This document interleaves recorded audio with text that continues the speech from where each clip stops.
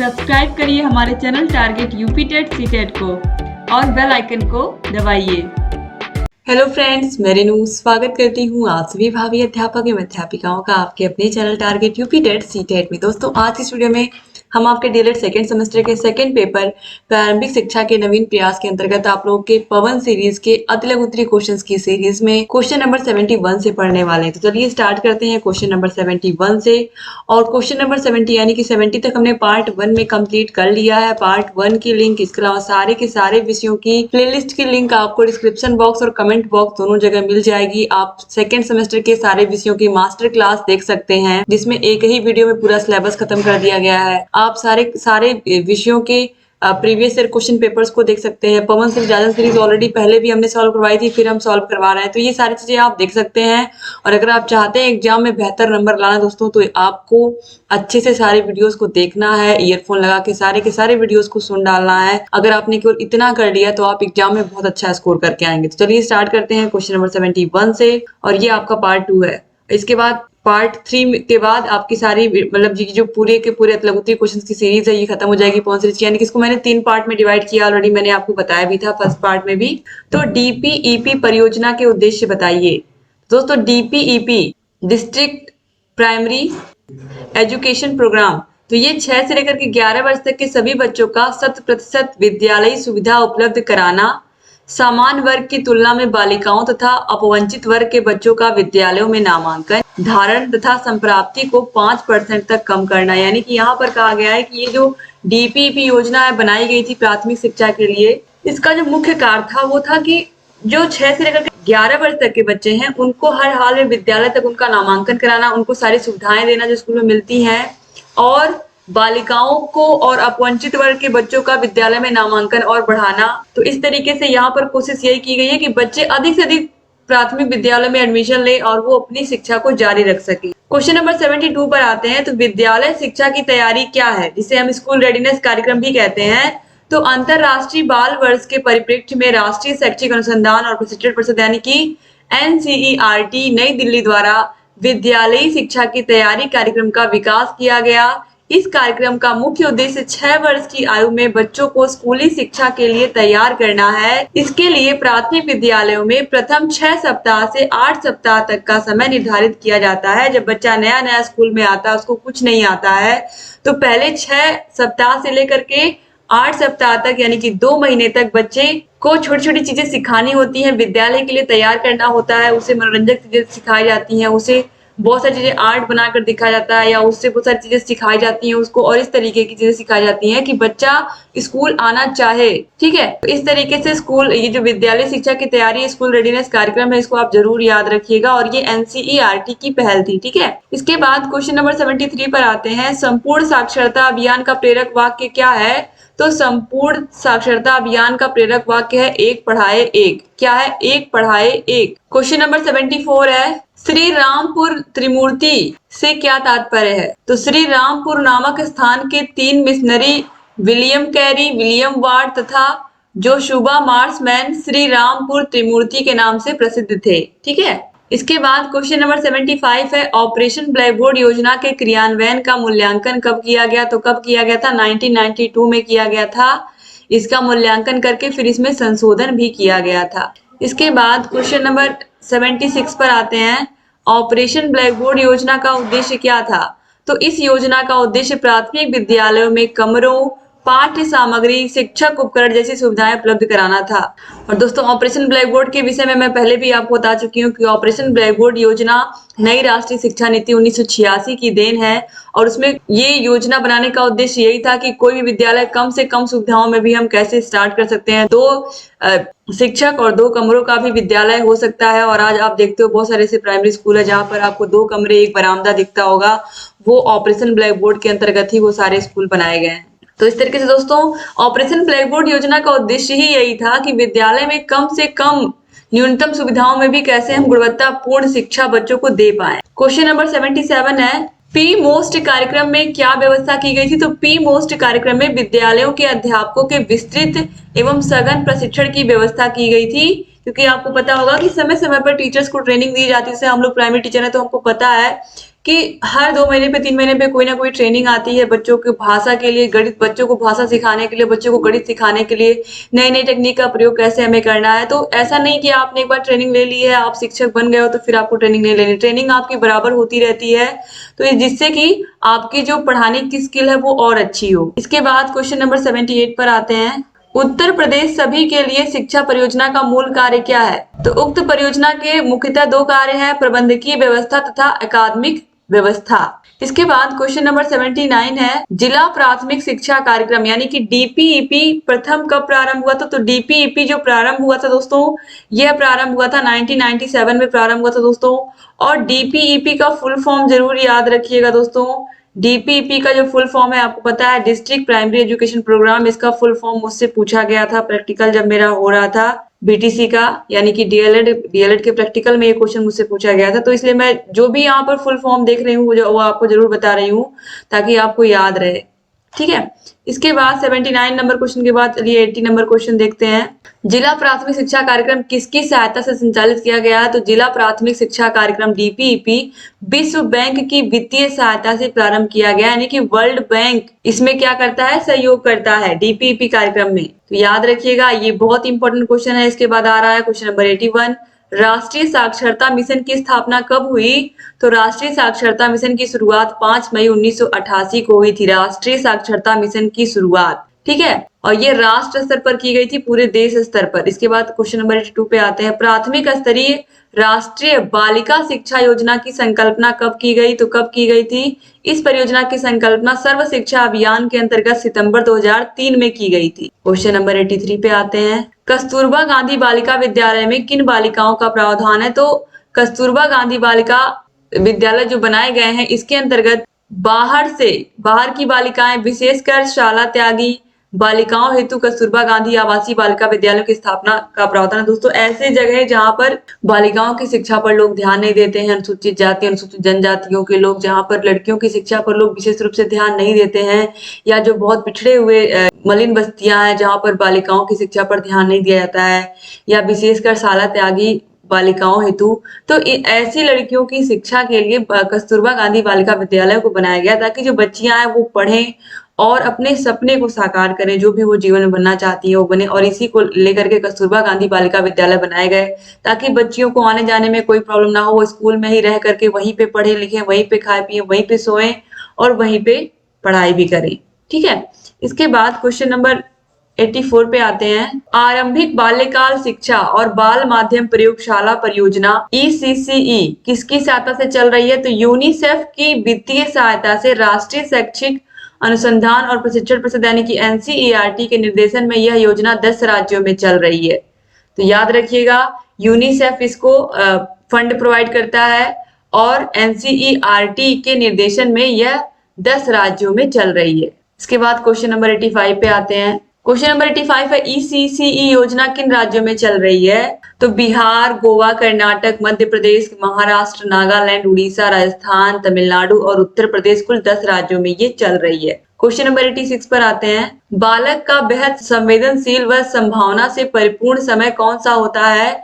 बालक का बेहद संवेदनशील व संभावना से परिपूर्ण समय कौन सा होता है? तो 8 साल, प्रारंभ के 8 साल यानी कि 6 से लेकर के 14 वर्ग का समय बहुत ही संवेदनशील और संभावना से परिपूर्ण होता है, क्योंकि यही वो उम्र है जब बच्चा घर से बाहर निकलता है, बाहर की दुनिया को देखता है, वो स्कूल जाना शुरू करता है और बहुत सारी चीजें सीखता है। तो ये बहुत ही संवेदनशील समय होता है जिसमें बच्चा कुछ अच्छा भी कर लेता है और जिस तरीके की उसको संगति मिलती है वो उसी तरीके का बन जाता है। क्वेश्चन नंबर 87 पे आते हैं। सभी बच्चों, जाति, लिंग व वर्ग समुदाय के भेदभाव के बिना शिक्षा के अवसर प्राप्त होने का तात्पर्य है प्रारंभिक शिक्षा का सार्वभौमिकरण। प्रारंभिक शिक्षा का सार्वभौमिकरण का मतलब 6 वर्ष से लेकर के 14 वर्ष तक के बच्चों को निःशुल्क और अनिवार्य शिक्षा की जो व्यवस्था है, बच्चों का जो मौलिक अधिकार है, ये सभी बच्चों को मिले। और राज्य का क्या है, राज्य की ये ड्यूटी है कि 6 से लेकर के 14 वर्ष तक के सभी बच्चों को निःशुल्क और अनिवार्य शिक्षा उनको देनी है, उनको प्रोवाइड करानी ही करानी है। इसके बाद क्वेश्चन नंबर 88 पे आते हैं। वर्तमान समय में कौन सी कक्षा तक की शिक्षा अनिवार्य है? तो आपको पता है कक्षा 1 से लेकर के 8 तक यानी कि 6 वर्ष से लेकर के 14 वर्ष तक के बच्चों को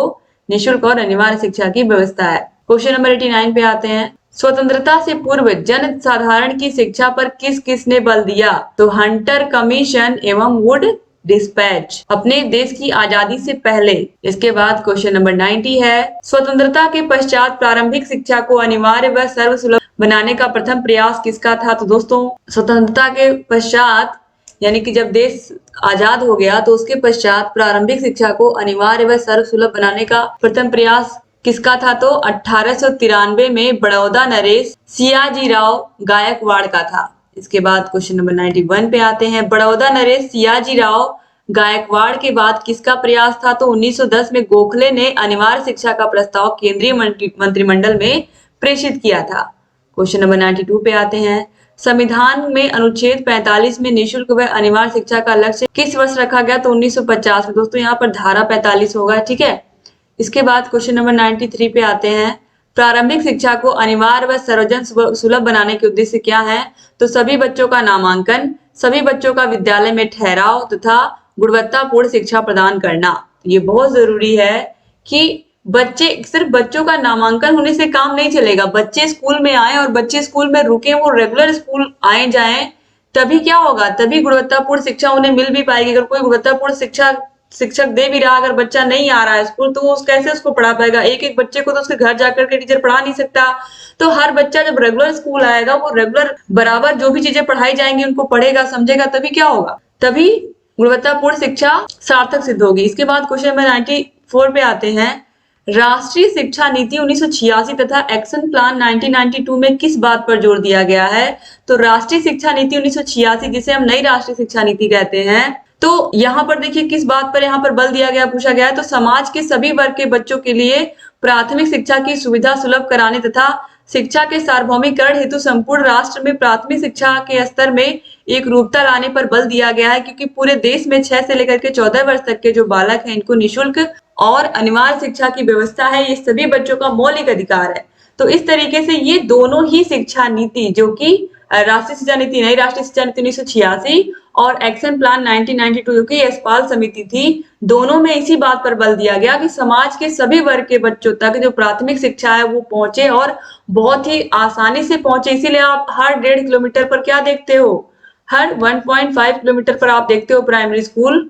तो ये नई राष्ट्रीय शिक्षा नीति 1986 की ही देन है। इसके बाद क्वेश्चन नंबर 95 पे आते हैं, उत्तर प्रदेश बेसिक शिक्षा अधिनियम कब लागू हुआ? तो यह 25 जुलाई 1972 को लागू हुआ था, याद रखिएगा। इसके बाद क्वेश्चन नंबर 96 पे आते हैं, इस अधिनियम के अनुसार उत्तर प्रदेश बेसिक शिक्षा परिषद का गठन कब हुआ? तो दोस्तों कब हुआ? 25 जुलाई 1972 से प्रभावी माना गया। तो जब ये अधिनियम जैसे ही पारित हुआ, ये अधिनियम 25 जुलाई 1972 को प्रभावी हो गया, तो उसी दिन इसका क्या मान लिया गया? गठन भी मान लिया गया। उसके बाद क्वेश्चन नंबर 97 पे आते हैं, सुप्रीम कोर्ट के आदेश से पका हुआ भोजन कब से मिल रहा है? तो ये बहुत बहुत इंपॉर्टेंट क्वेश्चन है। मैंने आपको बताया था कि 15 अगस्त 1995 से बच्चों को मिड डे मील मिलना शुरू हुआ, लेकिन जब 15 अगस्त 1995 से मिड डे मील मिल रहा था, वह जो मिड डे मील था उसमें बच्चों को राशन मिलता था घर ले जाने के लिए।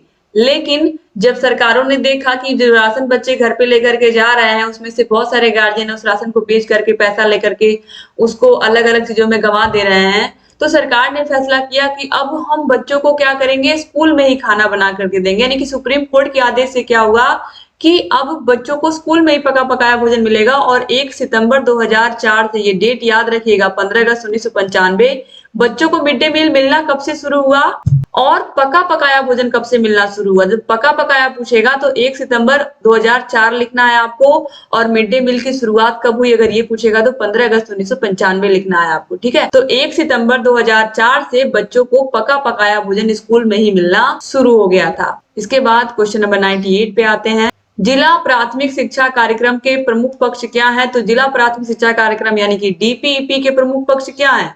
भवन तथा शैक्षिक संस्था को सुदृढ़ बनाना, गुणवत्ता को सुनिश्चित करना, प्राथमिक शिक्षा तक पहुंच का विस्तार करना। यानी कि यहाँ पर कुल मिला के यही कहा गया है कि जो प्राइमरी शिक्षा है उसको बच्चे बच्चे तक पहुंचाना, कोई भी बच्चा पढ़ाई से छूट ना पाए, सभी बच्चों को गुणवत्तापूर्ण शिक्षा मिले और सभी प्रकार की व्यवस्था स्कूल में हो, चाहे वो भवन हो, चाहे वो सुख सुविधाएं हो, फैन हो, कोई भी चीज हो स्कूल में, वो सारी चीजें बच्चों को अच्छे से मिले। इसके बाद क्वेश्चन नंबर 99 पे आते हैं, हमारी संसद ने 86वें संविधान संशोधन अधिनियम द्वारा अनुच्छेद 45 को क्या रूप दिया? तो अनुच्छेद 45 की विषय वस्तु को विस्तृत रूप देकर प्राथमिक शिक्षा को अनुच्छेद 21 का के तहत मूल अधिकार बना दिया।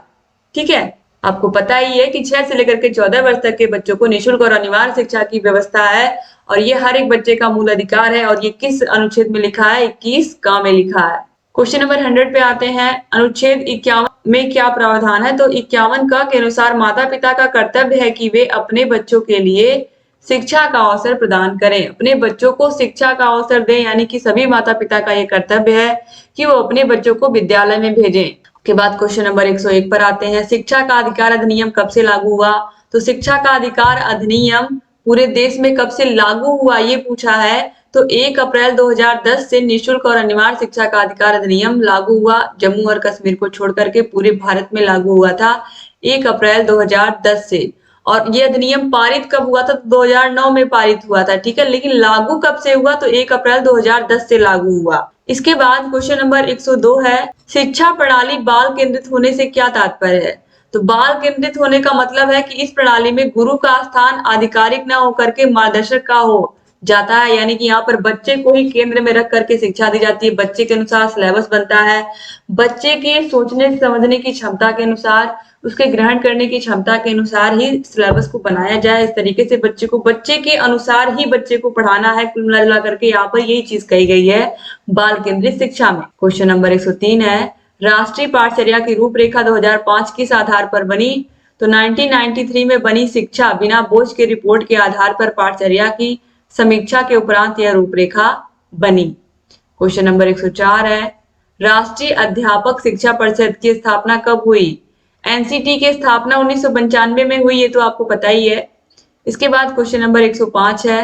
राष्ट्रीय अध्यापक शिक्षा परिषद का मुख्यालय कहाँ है? तो एनसीटी का मुख्यालय कहाँ है? नई दिल्ली में है। इसके बाद क्वेश्चन नंबर 106 है। आईटीआई 2009 अधिनियम में शिक्षक अपने दायित्व एवं भूमिका को सही ढंग से पूर्ण कर सके, इसके लिए क्या व्यवस्था की गई है? तो दोस्तों यहाँ पर आरटीई होगा, आरटीई, राइट टू एजुकेशन। ठीक है, आरटीई 2009 अधिनियम में 2009 में राइट टू एजुकेशन एक्ट, शिक्षा का अधिकार अधिनियम पारित हुआ था। तो इसमें शिक्षकों की भूमिका क्या बताया गया, शिक्षकों का क्या दायित्व बताया गया है? तो इसमें जनगणना, आपदा राहत कार्य, चुनाव के अतिरिक्त उन्हें किसी गैर शैक्षणिक कार्य में नहीं लगाया जाएगा। तो आपको पता है कि चुनाव में ड्यूटी लगती है, जनगणना में ड्यूटी लगती है, आपदा एवं राहत कार्य में भी शिक्षकों की ड्यूटी लगती है। तो इसके अलावा और किसी गैर शैक्षणिक कार्य में नहीं लगाया जा सकता शिक्षकों को। लेकिन आपको पता है ऐसे बहुत सारे जगहों पर शिक्षकों को ड्यूटी लगाई जाती है। कोई ऐसा कार्य हो गया जहां पर लोगों की कमी है तो वहां पर शिक्षकों को जरूर लगा दिया जाता है। अब क्वेश्चन नंबर 107 पे आते हैं। शांति के लिए शिक्षा पर किस दस्तावेज में बल दिया गया है? तो राष्ट्रीय पाठचर्या की रूपरेखा एनसीएफ 2005 में इस पर विशेष बल दिया गया है। क्वेश्चन नंबर 108 है। एनसीईआरटी का पूरा नाम बताइए। तो एनसीईआरटी का पूरा नाम आप सभी को पता है क्या है? एनसीईआरटी राष्ट्रीय शैक्षिक अनुसंधान एवं प्रशिक्षण परिषद, national council of educational research and training. एक बार फिर से मैं आपको बता दूं, national council of educational research and training, ये इसका फुल फॉर्म है, राष्ट्रीय शैक्षिक अनुसंधान एवं प्रशिक्षण परिषद का। फिर एनसीईआरटी की स्थापना कब हुई? एनसीईआरटी की स्थापना हुई थी 1961 में और एससीईआरटी की स्थापना कब हुई थी? ठीक इसके 20 साल बाद 1981 में। ठीक है, ये दोनों ही सन बहुत इंपॉर्टेंट है। इसके बाद देखिए यहाँ पर 1 सितंबर 1961 को एनसीईआरटी की स्थापना हुई थी। अब इसके बाद क्वेश्चन नंबर 110 पर आते हैं हम। तो एनसीटी का पूरा नाम क्या है? तो एनसीटी का पूरा नाम राष्ट्रीय अध्यापक शिक्षा परिषद यानी कि national council for teacher education, यह अध्यापक शिक्षा के मानकों तथा मानदंडों का निर्धारण, मान्यता एवं शिक्षक शिक्षा पद्धति को सुदृढ़ बनाने का कार्य करती है। बीएड बीटीसी की मान्यता देनी हो या कौन कौन सी बुक्स चलेंगी, किस तरीके का पाठ्यक्रम होगा, कौन प्राइमरी में रहेगा, कौन प्राइमरी से बाहर होगा, किसको कौन कौन से क्लासेस को पढ़ाना है, बीएड बीटीसी या डीएलएड, ये सब कौन डिसाइड करता है? ये सब एनसीटी संस्था डिसाइड करती है। इसके बाद क्वेश्चन नंबर 111 है। उत्तर प्रदेश राज्य शिक्षा संस्थान किस नगर में है? तो यह इलाहाबाद, यानी कि अब यहाँ पर हम इलाहाबाद की जगह क्या लिखेंगे? प्रयागराज लिखेंगे। ठीक है, ये हम यहाँ पर क्या लिखेंगे, प्रयागराज। क्वेश्चन नंबर 112 है, उत्तर प्रदेश में शैक्षिक परामर्श एवं मार्गदर्शन कौन प्रदान करता है? तो शैक्षिक अनुसंधान एवं प्रशिक्षण परिषद, राज्य शैक्षिक अनुसंधान एवं प्रशिक्षण परिषद यानी कि SCERT लखनऊ द्वारा प्रदान करता है। उत्तर प्रदेश में DLED की परीक्षाएं आयोजित करने का दायित्व किसका होता है? तो आपको पता है कि परीक्षा कौन कराता है, PNP परीक्षा नियामक प्राधिकारी उत्तर प्रदेश इलाहाबाद, यानी कि यहाँ पर भी प्रयागराज रहेगा। इसके बाद क्वेश्चन नंबर 114 है, राज्य हिंदी संस्थान कहाँ है? तो हिंदी संस्थान बनारस यानी कि वाराणसी में है। क्वेश्चन नंबर 115 है, बेसिक शिक्षा परिषद का संबंध किस कक्षा तक की शिक्षा से है? तो 8वीं कक्षा तक की शिक्षा, 1 से 8 तक की शिक्षा को ही बेसिक शिक्षा परिषद का संबंध होता है, कक्षा 1 से लेकर के 8 तक की शिक्षा से ही। ठीक है। क्वेश्चन नंबर 116 पे आते हैं, जिला शिक्षा एवं प्रशिक्षण संस्थान यानी कि डाइट की स्थापना कब हुई? बहुत इंपॉर्टेंट है। तो राष्ट्रीय शिक्षा नीति 1986 के अनुसार अक्टूबर 1987 में डाइट की स्थापना हुई थी। क्वेश्चन नंबर 117 है, प्रधानाध्यापक के शैक्षिक दायित्व कौन से हैं? तो अध्यापन यानी कि बच्चों को पढ़ाना, बच्चों का मूल्यांकन करना, विद्यालय का प्रबंधन करना, ये सब प्रधानाध्यापक का काम होता है। क्वेश्चन नंबर 118 पर आते हैं, विद्यालय का प्रशासन, शिक्षकों का कार्य विभाजन तथा वेतन संबंधी प्रधानाध्यापक के प्रशासनिक कार्य कौन से हैं? यहाँ पर पूछा गया है। तो प्रधानाध्यापक के जो प्रशासनिक कार्य हैं वो क्या है? विद्यालय का प्रशासन करना, शिक्षकों का कार्य विभाजन करना कि कौन सा शिक्षक किस तरीके से कौन से क्लास में कब पढ़ाएगा, कौन से सब्जेक्ट को, वेतन संबंधी कार्य करना, ये सब कौन करता है? प्रिंसिपल करते हैं स्कूल के। अब क्वेश्चन नंबर 119 है, विद्यालय प्रबंध समिति का गठन किस अधिनियम के अंतर्गत हुआ है? तो निःशुल्क एवं अनिवार्य शिक्षा अधिनियम 2009 की धारा 21 के अंतर्गत। इसके बाद क्वेश्चन नंबर 120 है, विद्यालय प्रबंध समिति के कुल कितने सदस्य होंगे तथा इनमें माता पिता या संरक्षक कितने होंगे? तो याद रखिएगा, जो विद्यालय प्रबंध समिति होती है उसमें टोटल 15 सदस्य होते हैं, जिसमें से 11 सदस्य बच्चों के माता पिता होते हैं, ठीक है, अथवा संरक्षक होंगे। किंतु आधे सदस्य इसमें क्या होंगी? महिलाएं होंगी, और इसमें से भी आधी सदस्य क्या होंगी? महिलाएं होंगी। क्वेश्चन नंबर 121 पे आते हैं, विद्यालय अनुश्रवण से क्या तात्पर्य है? तो शैक्षिक उन्नयन हेतु यानी कि शिक्षा को और अच्छा बनाने के लिए किसी भी सुधार कार्यक्रम हेतु आयोजित बैठक, पर्यवेक्षण, निरीक्षण, दिए गए सुझाव एवं सलाह आदि अनुश्रवण के अंतर्गत आते हैं।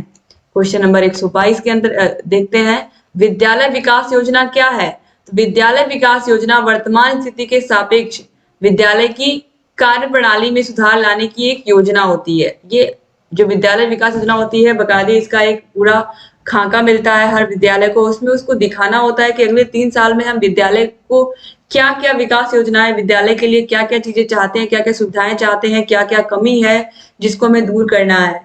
क्वेश्चन नंबर 123 पर जाते हैं, मीना मंच का गठन क्यों किया गया है? बहुत इंपॉर्टेंट क्वेश्चन है। तो मीना मंच आपको पता ही है कि उत्तर प्रदेश राज्य परियोजना परिषद उत्तर प्रदेश द्वारा प्रदेश में बालिका शिक्षा को बढ़ावा देने के लिए प्रत्येक जनपद यानी कि प्रत्येक जिले में उच्च प्राथमिक स्तर पर कक्षा 6 से लेकर के 8 तक मीना मंच का गठन किया गया है। कक्षा 6 से लेकर के 8 तक की लड़कियां इसमें पार्टिसिपेट करती हैं, और इसका जो गठन है वो NPEGEL यानी कि national program of education for girls at elementary level के अंतर्गत हुआ है, जो कि ऑलरेडी मैं आपको बता चुकी हूँ इसके पहले की वीडियो में कि जो NPEGEL जो प्रोग्राम है इसमें मुख्य रूप से लड़कियों की शिक्षा पर ही ध्यान दिया जाता है। तो यहाँ पर इसमें लड़कियों को पढ़ाई का महत्व, लड़कियों को साफ सफाई, लड़कियों को कैसे स्वच्छता रखनी होती है, 6 से लेकर के 8 तक की जो लड़कियां होती हैं यानी कि कक्षा 6 से 8 तक की लड़कियां इसमें शामिल होती हैं। अब देखिए मीना मंच का उद्देश्य क्या है? तो बालिकाओं की अभिव्यक्ति की क्षमता को बढ़ाना यानी कि लड़कियां अपनी बात को खुल करके रख पाएं। नेतृत्व तथा सहयोग की भावना का विकास यानी कि नेतृत्व करने का मतलब क्या है कि वो अपनी बातों को अच्छे से रख पाएं, वो बिना किसी भी झिझक के अपनी बातों को कह पाएं। इसके अलावा देखिए, बालिकाओं को शिक्षा से जोड़ना, रचनात्मक लेखन तथा चिंतन की आदत, विभिन्न जीवन कौशलों का विकास, बाल एवं महिला अधिकारों का ज्ञान, बाल विवाह की रोकथाम, बच्चियों को समझाया जाए कि बहुत छोटी उम्र में शादी करने का कोई मतलब नहीं होता है और पढ़ाई बहुत जरूरी होती है, बचत हेतु प्रोत्साहन। तो लड़कियों को ये सारी चीजें मीना मंच के तहत सिखाई जाती है, और मीना मंच का भी दोस्तों ट्रेनिंग होता है, हर साल ट्रेनिंग होती है इसकी भी। इसके बाद क्वेश्चन नंबर 125 पर आते हैं, अभिभावक शिक्षक संघ की बैठक कब होनी आवश्यक है? तो प्रत्येक माह में शनिवार या रविवार को। क्वेश्चन नंबर 126 है, जेंडर संवेदीकरण से क्या आशय है? तो हम अपनी रूढ़िवादी सोच को नहीं बदल पाए हैं। परिवार में बालक को अधिक महत्व दिया जाता है बालिकाओं की अपेक्षा। बालक की पढ़ाई पर, उसके खान पान पर विशेष ध्यान दिया जाता है और यही क्या है? जेंडर संवेदीकरण है, यानी कि रूढ़िवादिता जिसको हम कह सकते हैं कि लड़के को अधिक महत्व दिया जा रहा है, लड़की को कम महत्व दिया जा रहा है, लड़के की पढ़ाई पर अधिक खर्च किया जा रहा है, लड़की की पढ़ाई पर कम खर्च किया जा रहा है। क्वेश्चन नंबर 127 है, लिंग भेद के क्या कारण है? तो इसके प्रमुख कारण है बालिकाओं को वंश का वाहक न समझना, छोटी उम्र में उनका विवाह कर देना, घरेलू कार्यों की जिम्मेदारी लड़कियों पर थोप देना। ये सब क्या है? लिंग भेद ही तो है। छोटे बच्चों की घर में देखभाल करवाना, किससे? लड़कियों से। अभिभावकों की आर्थिक तंगी, बालिकाओं के लिए उदासीनता एवं उपेक्षा, ये सब क्या है? लिंग भेद ही तो है। इसके बाद क्वेश्चन नंबर 128 है, विद्यालय अभिलेखों का क्या महत्व है? तो अभिलेखों के आधार पर ही विभाग द्वारा मांगी गई सूचनाओं को भेजा जाता है। अभिलेखों के माध्यम से योजनाओं की प्रगति तथा आख्या प्रस्तुत की जाती है, भावी योजनाओं के निर्माण में सहायक। इसके बाद क्वेश्चन नंबर 129 है, श्री एन जनार्दन रेड्डी ने अपनी रिपोर्ट कब पेश की थी? तो 1986 की शिक्षा नीति की समीक्षा के लिए गठित समिति के अध्यक्ष आंध्र प्रदेश के तत्कालीन मुख्यमंत्री श्री एन जनार्दन रेड्डी की अध्यक्षता में 22 जनवरी 1992 को समिति ने अपनी रिपोर्ट पेश की थी। क्वेश्चन नंबर 130 है, हंटर कमीशन को अन्य किस नाम से जानते हैं? तो हंटर कमीशन को भारतीय शिक्षा आयोग 1882 के नाम से भी जानते हैं। क्वेश्चन नंबर 131 है, उच्च प्राथमिक विद्यालयों में मिड डे मील कब से प्रारंभ हुआ? तो 2007 से उच्च प्राथमिक विद्यालय की कक्षा 6 से 8 तक में भी बच्चों को मिड डे मील मिलना शुरू हुआ। क्वेश्चन नंबर 132 है, सर्व शिक्षा अभियान संचालित किए जाने के क्या उद्देश्य हैं? तो सर्व शिक्षा अभियान मुख्य रूप से वर्ष 2003 तक प्राथमिक विद्यालयों तथा शिक्षा गारंटी केंद्रों, वैकल्पिक और विद्यालय शिविरों में सभी बच्चों को प्रवेश कराना, 2007 तक सभी बच्चे कक्षा 5 तक की प्राथमिक शिक्षा पूरी कर लें, 2010 तक सभी बच्चे कक्षा 8 तक की शिक्षा पूरी कर लें। तो ये सर्व शिक्षा अभियान का तात्पर्य यही है कि सभी बच्चे, कोई भी बच्चा छूटने ना पाए, सभी बच्चे प्राथमिक विद्यालयों में नामांकन लें और वो अपनी पढ़ाई को जारी रखें। इसके बाद क्वेश्चन नंबर 133 है, सर्व शिक्षा अभियान का प्रमुख लक्ष्य क्या था? तो सभी बच्चे 2005 तक स्कूल शिक्षा गारंटी केंद्र, वैकल्पिक विद्यालय में दाखिला, स्कूलों में वापस लौटे शिविर, बैक टू स्कूल कैंप में हों। इसके बाद क्वेश्चन नंबर 134 है, अपव्यय का अर्थ बताइए। बहुत ही आसान सा प्रश्न है। यहाँ पर देखिए क्वेश्चन नंबर 134 है अपव्यय और क्वेश्चन नंबर 135 है अवरोधन। तो यहाँ पर हम इन दोनों को समझेंगे, बहुत ही ध्यान से समझेंगे। अपव्यय का मतलब क्या होता है, अवरोधन का मतलब क्या होता है। दोस्तों सबसे पहले यहाँ पर हम अवरोध का मतलब समझेंगे। अवरोध का मतलब होता है, अवरोध का मतलब जैसे कक्षा 2 में किसी बच्चे ने एडमिशन लिया, ठीक है, कक्षा 2 का पेपर उसने दिया, 1 साल दिया और वो कक्षा 2 में फेल हो गया, ठीक है। कक्षा 2 में फेल होने की वजह से वह फिर से एक बार फिर से वो कक्षा 2 में पढ़ रहा है। अगले साल उसने फिर पेपर दिया, फिर वो कक्षा 2 में फेल हो गया, यानी कि उसके सामने बार बार अवरोध आ जा रहा है। ये कक्षा 2 बार बार अवरोध आ रहा है, इस अवरोध को पार करके वो कक्षा 3 में पहुंच ही नहीं पा रहा है, कक्षा 3 में वो नहीं जा पा रहा है। यानी कि ये क्या हो गया, अवरोध हो गया।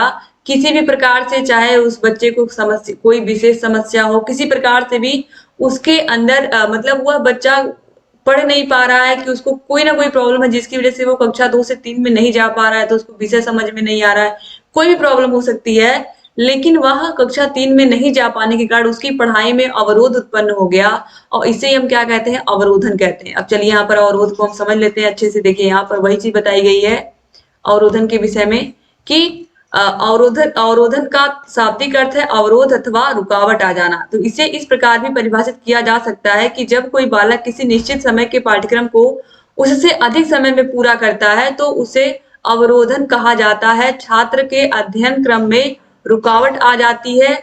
भारत में इस और हर्टांग समिति ने सर्वप्रथम 1929 में हमारा ध्यान आकर्षित किया था। उन्होंने क्या कहा था, अवरोधन से हमारा तात्पर्य किसी बच्चे का निम्न कक्षा में 1 से अधिक वर्ष तक रोके जाने से है। हर्टांग समिति ने स्पष्ट रूप से यहाँ पर बता दिया था कि जब कोई एक बच्चा एक ही कक्षा में बार बार पढ़ रहा है, 1 या 2 साल तक वह एक ही कक्षा में 2 साल 3 साल रह जा रहा है, तो यह क्या हो गया, अवरोधन हो गया। ठीक है। अब इसी प्रकार अगर कक्षा 3 में बच्चा तो 3 से वो आगे बढ़ ही नहीं पा रहा है, कक्षा 3 वो पास ही नहीं कर पा रहा, 2 साल हो गया, 3 साल हो गया, तो इस तरीके से उसकी पढ़ाई में अवरोध उत्पन्न हो गया है। अब देखिए अपव्यय का क्या मतलब, अपव्यय तो बहुत ही, अपव्यय का मतलब क्या होता है, खर्च, पैसा आपने लिया, पैसे का आपने कुछ खरीदा, खर्च हो गया, यानी कि आपके पास अब कुछ नहीं रह गया। तो सेम वही चीज है कि बच्चे ने एडमिशन करवाया जुलाई में तो वो आया, लेकिन उसके बाद उसने एकाएक स्कूल, ना तो वो अगस्त आया, ना सितंबर आया, ना अक्टूबर आया, ना नवंबर आया, ना दिसंबर आया, उसके बाद उसने स्कूल आना ही बंद कर दिया, स्कूल बिल्कुल उसने छोड़ दिया। तो इस तरीके से क्या हो गया, बीच में ही बच्चा अगर स्कूल आना बंद कर देता है तो ये क्या हो गया, अपव्यय हो गया। तो अपव्यय का शाब्दिक अर्थ होता है व्यर्थता अथवा फिजूल खर्ची। शिक्षा में अपव्यय का प्रयोग इसी अर्थ में किया जाता है जब कोई बालक किसी कक्षा या पाठ्यक्रम में दाखिला लेने के पश्चात उसे पूरा किए बिना ही बीच में छोड़ देता है, तो उसे हम क्या कहते हैं, अपव्यय कहते हैं। तो उम्मीद करती हूँ कि आपको अवरोधन भी समझ में आ गया होगा और अपव्यय भी समझ में आ गया होगा। अवरोधन का मतलब बच्चा एक ही कक्षा में बार बार पढ़ रहा है, और अपव्यय का मतलब क्या हुआ, मतलब बच्चा कुछ दिन तो स्कूल आया, लेकिन उसके बाद स्कूल उसने एडमिशन करवा लिया, एडमिशन करवाने के बाद वह बिल्कुल स्कूल आना ही बंद कर दिया, कुछ दिनों के बाद एकाएक उसने बिल्कुल स्कूल छोड़ दिया, तो ये अपव्यय हो गया। तो इस तरीके से दोस्तों आप लोगों ने यहाँ पर क्वेश्चन नंबर 135 तक देखा। अब जितने भी क्वेश्चन है बचे हुए वो लास्ट पार्ट यानी कि पार्ट 3 में हम कंप्लीट कर लेंगे। तो उम्मीद करती हूँ कि ये वीडियो भी आपको पसंद आई होगी और आप लोग इस वीडियो को भी जरूर शेयर करोगे। Thank you so much video को पूरा देखने के लिए, चैनल से बने रहिए। अगर चैनल को सब्सक्राइब नहीं किया तो प्लीज सब्सक्राइब भी कर दीजिए और बगल में बेल आइकन होगा उसको भी प्रेस करना मत भूलिएगा। आपके लिए अच्छे अच्छे वीडियोस हम लेकर के आते रहेंगे और आपकी तैयारी को और बेहतर कराते रहेंगे। यहाँ ऊपर आई बटन पर भी क्लिक करके आपको सारे के सारे वीडियोस की लिंक मिल जाएगी, डिस्क्रिप्शन बॉक्स कमेंट बॉक्स में भी आपको सारे विषयों की लिंक मिल जाएगी। और अगर आप चाहते हो एग्जाम में बेस्ट स्कोर करना तो सेकेंड सेमेस्टर के सारे विषयों की पढ़ाई बहुत ही अच्छे से हमारे चैनल से कर लीजिए और आपको सारी की सारी सुविधाएं ऑलरेडी हम प्रोवाइड कराते ही रहे हैं और कराते रहेंगे। बस हमारे वीडियोस को देखते रहिए और लगातार हम आपके लिए ऐसे वीडियोस लेकर के आते रहेंगे और तैयारी को और अच्छा बनाते रहेंगे।